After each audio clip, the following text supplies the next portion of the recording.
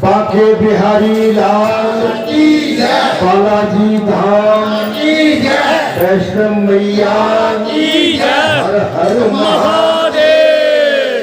बहुत ही सुंदर भगवान दही मरी क्या खाने आई और का संसार है महाराज। मनुष्य का भाव है, भाव में मनुष्य भगवान को बुलाता है तो निश्चित भगवान उसके पीछे दौड़े चले आते हैं। भगवान के जब हम हो जाते हैं तब भगवान हमारी मिली हो जाते हैं। भारत भूमि पर इतिहास इसका साक्षी है।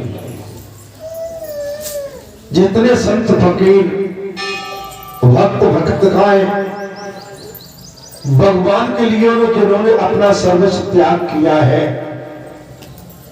परमात्मा ने अपने इतिहास के साथ, अपनी कथा के साथ अपने भक्तों का भी सम्मान बढ़ाया है। भगवान सर्वव्यापी है, भगवान समूचे संसार में है। हमारे अंदर भी परमात्मा है,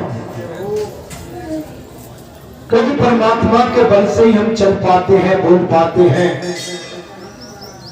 इस संसार में अपने कर्तव्यों का निर्वहन कर पाते हैं। जब भगवान इस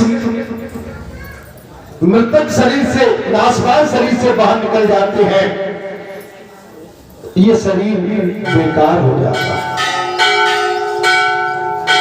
पंच तत्व का ये समूचा ढांचा है, आप सभी जानते हैं। इसका नाश होना ये भी आप जानते हैं। जिसका जन्म हुआ है उसकी मृत्यु भी तय है, अमर कोई नहीं है। अगर अमर तो उसकी केवल अच्छे कर्तव्यों की गाथा, धर्मपरायण, सत्यपरायण, सेवा परायण, निश्चल, निष्कपट, निष्पाप जो उसके कर्तव्य इस मातृभूमि पर होते हैं, उनकी गाथा शरीर त्यागने के पश्चात भी गाई जाती है।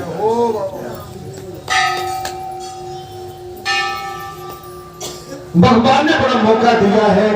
वैशाख मास का शुक्ल पक्ष और घर बैठे राम कथा, बगैर आयोजन के आयोजित करने माने जिसमें हमारा कुछ भी नहीं लग रहा है। बैठने के लिए सुंदर व्यवस्था, बढ़िया श्रृंगार परमात्मा का। और वेदों में कहा गया है कि यदि राम कथा कहीं किसी सिद्ध स्थान पर या मंदिर पर सुनने के लिए मिल जाए तो वो बहुत ही लाभकारी एवं कल्याणकारी हो। तो एक पंथ दो काज, धर्म का धर्म और कर्म का कर्म। ईश्वर ने आपको बहुत बढ़िया मौका दिया है, हमको आपको सभी। अगर इस मौके को भी हम चुका देंगे तो हमारी बहुत बड़ी भूल होगी। पता नहीं मानव शरीर दोबारा हमको प्राप्त होता भी है। वेदों ने गाथा गाई है, शास्त्रियों ने भी गाथा गाई है कि मानव योनि के माध्यम से ही मुक्ति का मार्ग मिलता है। कोई बात नहीं बेटा, अनजाने में सब हो जाता है। हाँ, हम पीछे अगर उतर रहे हैं तो उसमें नहीं, अनजाने में वो भी माँ है, आप भी माँ है, ठीक है। अनजाने में किसी चीज को हमें बिल्कुल छोड़ देना चाहिए। हाँ, जानबूझ कर कोई बात आती है तो भी आप तत्काल आक्रोश मत करिए, लेकिन वो हावी हो तब उसको समझाने का प्रयास आप कर सकते हैं, ठीक है। और आप सही जगह पर बैठे हुए, अष्ट सिद्धि और नौ निधि जिनके पास है, जय जय जय हनुमान गोसाई कृपा करो गुरुदेव की। ये जगत गुरु है, भले ही ये हनुमान बाबा के नाम से जाने जाते हैं, लेकिन ये स्वयं रुद्र है, भगवान शंकर है स्वयं। और शरीर परिवर्तन करने की क्षमता इन्हीं के अंदर है। जय हो अतलग रूप धरे हनुमाना, बैठा नगर सुमिर भगवान। आप तो मेरा आपसे विनती यही है कि आप ठीक जगह पर बैठे। अच्छा, नौजवान जुड़े, लड़के बच्चों को भी आप ऐसी शिक्षा दीजिए कि जाके कहीं न कहीं धर्म के स्थान पर जब सत्संग चलता हो वहां पर आपके बच्चे भी जाए और थोड़ी देर के लिए सत्संग करें। आज प्रातः काल ये बेटी बैठी है, ये मैं जानता हूं, 10-12-15 साल से मैं जानता हूं इस स्थान से जुड़ी है और इनका पूरा परिवार जुड़ा है। वो बेटा बेटी मैं जानता हूं, जहां तक सभी नातेदार रिश्तेदार तक भी जुड़े। लेकिन आज इस बेटी की तपस्या के कारण इनके बेटे का आर्मी में सिलेक्शन होना बहुत बड़ी बात है।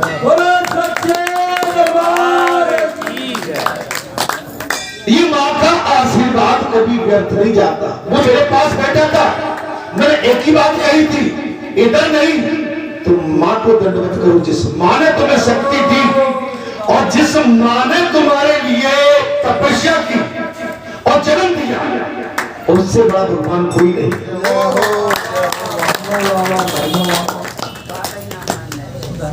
उससे बड़ा भगवान कोई नहीं। माँ से बड़ा भगवान कोई नहीं है। अरे हमने भगवान को नहीं देखा, हमने तो माँ को देखा जिसने हमको जन्म दिया। ऐ माँ, तेरी सूरत से तेरी सूरत से भी बढ़ के भगवान की सूरत क्या होगी। माँ की ममता, माँ का आशीर्वाद, माँ गौ है, माँ शक्ति स्वरूपा है, काम धेनु है माँ काम धेनु है। जब ध्रुव जी का त्याग उनकी सौतेली माता ने उत्तान पाद राजा की गोद से कराया था, रो पड़े थे। सेवकों ने बताया, सुनी थी। महाराज ध्रुव जी की माता का नाम क्या था? सुनीति। सुनीति माने नीति की प्रकाष्ठा, और सुरुचि सौतेली मां माने संसार के प्रति आसक्त। सुनीति माने धर्म की परिवाचक, और सुरुचि माने जिसकी संसार के प्रति रुचि हो। उतार दिया। मालूम है माने क्या कहा? बेटा नहीं, ये तो तुम्हारे एक जन्म के पिता है। ये मां तुमको आशीर्वाद देती है कि तुमको जगत पिता की गोद में बैठा दूंगी मैं। मां वो कौन है बड़े? बोले वो एकांत में मिलती है, सबके सामने नहीं मिलती। मैं क्या करना होगा? बेटा भगवान को पाने के लिए तुम्हें भगवान का भजन करना होगा, तपस्या करनी होगी। कहां मिलते हैं? भगवान एकांत पर मिलते हैं। 5 वर्ष का अबोध बालक द्रौपदी, मां मैं भगवान से मिलने के लिए जाता हूं। नहीं बेटा अभी नहीं, अभी तुम्हारा बचपन है, थोड़े बड़े हो जाओ। नहीं नहीं मां, मैं तो अभी मिलना चाहता हूं। जाओ बेटा, मैंने आज्ञा दे दी। मैं उस कथा में तो मेरी बात को सुनिए, मां से बढ़ के कोई चीज नहीं है संसार। मां जैसी वस्तु संसार में कोई है नहीं। माने उसके सामने संपत्ति क्या? अरे अरबों की संपत्ति तुच्छ है। एक तू ही तो है मां, जो मुझे गीले में से हटा के सूखे में रखती है ना मां? एक तू ही तो मां है। जब मैं रोता हूं तो मेरी तू चिंता करती है। जब मैं भूखा रहता हूं मां, तू उठा के अपनी गोद में, अपने आंचल में उठा के अपने स्तन से लगा के मुझे एक गौ की तरह दूध पिला रही। तू ही तो है ना मां? जब मुझे पीड़ा होती है, दर्द तुझको मां, मैं खाता नहीं हूं तो तू भी भोजन त्याग देती है। मां मैं देर रात तक आता हूं, मां तू ही तो है। तू देर रात तक जागती रहती है, मेरा इंतजार करती है। एक तू ही तो है मां से बढ़ के कोई वस्तु नहीं है। पुस्तक तो मैं भी आपके सामने पढ़ देता हूं, वेद को पढ़ने में देर नहीं लगेगी, लेकिन मैं कुछ प्रमुख संसारी जो आपकी जो बातें मैं वो आपके सामने रख रहा हूं। इससे हमारी कायाकल्प होती है मां की ममता और मां की सुंदरता और मां का मातम क्या है। मैंने मां को देखा है, लेकिन मां का प्यार, मैं अभागा, इस मां ने मुझे जन्म दिया, मैंने मां को तो देखा है, लेकिन मां का प्यार नहीं देखा। जब तक मैं होश संभालता तब तक मां इस संसार को छोड़ के जा चुकी थी। जब तक मैं मां से कुछ अपनी बात कहता, वो मां मेरे सामने नहीं थी। मां की याद आती है तो बड़ी पीड़ा होती है, लेकिन धन्य मां, तुमने अपना सब कुछ आशीर्वाद तू जहां भी है, तुमने सबको देके सबको संपन्न किया है और सब खुशहाली से रहते हैं। एक तू तो है मां, जो सारे संसार की पीड़ा अपने हृदय में छिपा के,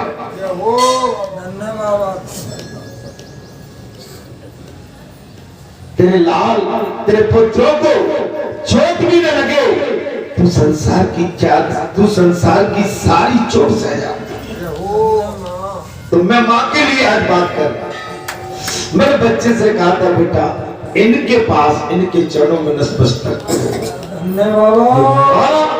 जैसी कोई वस्तु नहीं है। मेरा सूर्य प्रातः काल की कथा में कहा था, यहाँ पर आप आइए सच्चे मन से, आपका कल्याण तय है, और होशियार बन के आए तो कल्याण तय नहीं।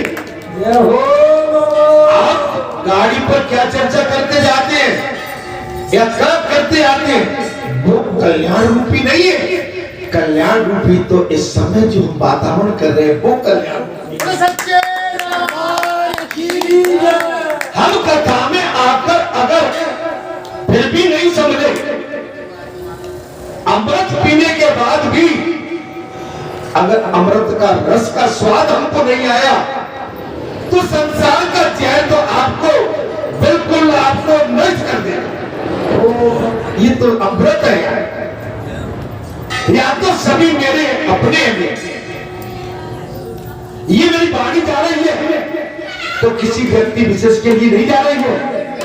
ये वाणी व्यास पीठ से सर्व कल्याण के लिए जा रहा है, सभी का कल्याण हो। मैं सभी की माताओं को नमन करता हूं, प्रणाम करता हूं। आपकी माताओं को भी मैं साष्टांग दंडवत करता हूं। जिन माताओं ने आपको जन्म दिया, मैं साष्टांग उनको सभी को दंडवत करता हूं।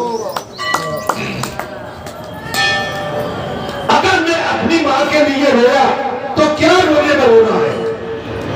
अगर मुझे रोना है तो जगत माता के लिए रोना है, जो सबके दर्द हर लेती है और सारे सुख देती है। कथा में बात आती है महाराज, हिमावन के द्वारा काशी में शैलेश्वर लिंग की प्रतिष्ठा। तब कार्तिकेय भगवान कहते, एक समय पर्वतराज हिमावन से उनकी पतिव्रता पत्नी मैना ने कहा, हिमालय से उनकी पतिव्रता पत्नी मैना ने कहा, पतिव्रता पत्नी, ध्यान करिए, मेरी माताओं को भी चाहिए कि आपके सामने इस नाम का संबोधन हो, पतिव्रता नारी। अच्छा, पतिव्रता नारी कब? तब आप अपने पतियों से विवाद नहीं करेंगी, तब अपने पतियों को डांटोगी नहीं, तब आपका पति अगर गलत मार्ग पे है तो मैं कहूंगा कि निश्चित आप अंकुश लगाने की अधिकारी। अगर आपका पति गलत मार्ग पर भटका है तो आपका काम उनके नकुओं में नकेल जानने का काम आपका है। लेकिन स्वयं आपका पति धर्म पथ पर है, फिर आपको उसकी नाक में नकेल डालने का काम नहीं है। पतिव्रता साहब कह रहे भगवान कार्तिकेय ने कहा, एक समय की बात है, अगस्त ऋषि पर्वतराज हिमावन से उनकी पतिव्रता पत्नी मेनका ने कहा, आर्यपुत्र, मैं विवाह के बाद से अपनी बेटी गौरी का समाचार नहीं पाई। देखो आगे मां की बात, भाई मैना कौन है? मां। और पार्वती कौन है? बेटी। तो बेटी बेटा मां का तो संबंध ही बड़ा अनूठा है। अब देखिए, जो मैंने बात कही बोली कथा में निकल पड़ी, ये क्या चक्कर है?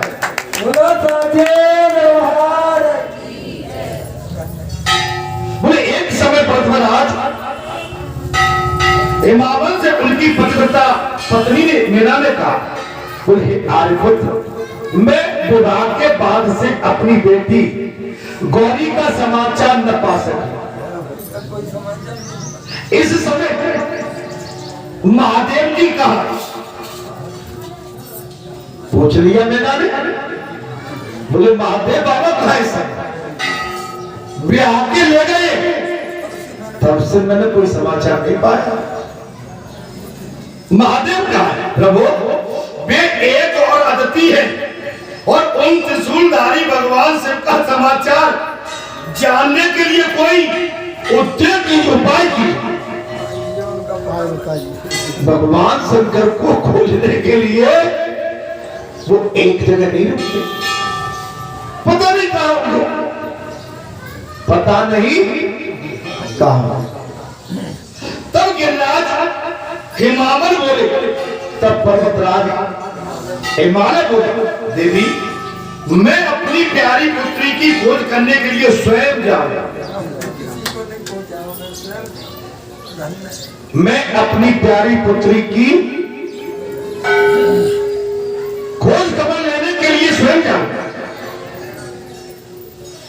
तो ऐसा समझता हूं कि जब से गौरी मेरे घर से गई है तब से इस घर की लक्ष्मी मेरे घर से चली गई।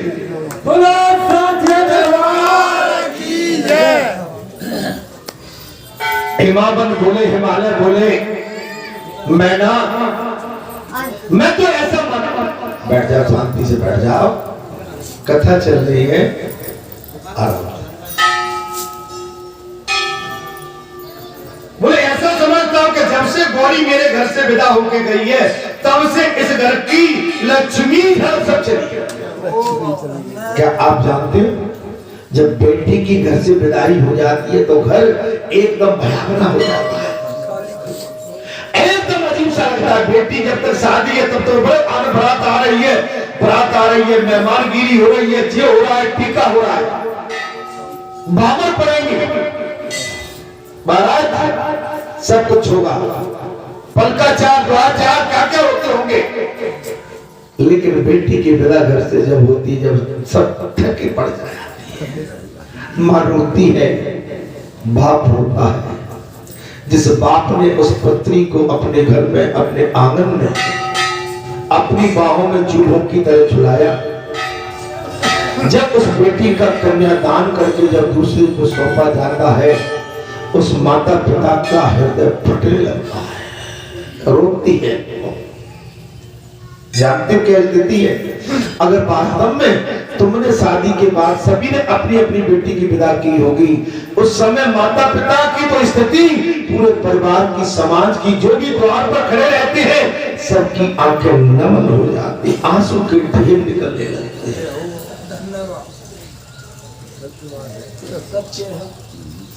नाजों से मैंने पाला तुझको, कलियों की तरह, फूलों की तरह, बचपन में झुलाया है मैंने, बाहों में तुझे झूलों की तरह। ऐ मेरे बाग की ए डाली, तुझे हर पल नई बहार मिले, बाबुल की दुआएं लेती जा, जा तुझको सुखी संसार मिले, बाबुल की दुआएं लेती जा, जा तुझको सुखी संसार मिले। मैं कभी ना याद आए ससुराल में कितना प्यार मिले, कभी ना याद आए ससुराल में इतना प्यार मिले। मैं कभी याद न आए ससुराल में इतना प्यार मिले। मालूम है जब बेटी तो खैर शादी के बाद क्या, कभी बीच में भी घर में आए, जब वो घर से निकलती है तो बार बार मुड़ के घर की तरफ देखती है, माँ की तरफ देखती है, पिता की तरफ देखती है, जाते जाते बाल बच्चे वाली भी हो जाती है, तो भी आंसू टपका के जाती है, आंसू टपका के जाती है। जानती बेटी भी एक माँ है, एक माँ के दर्द को एक माँ ही समझ सकती है, माँ बस को क्या होती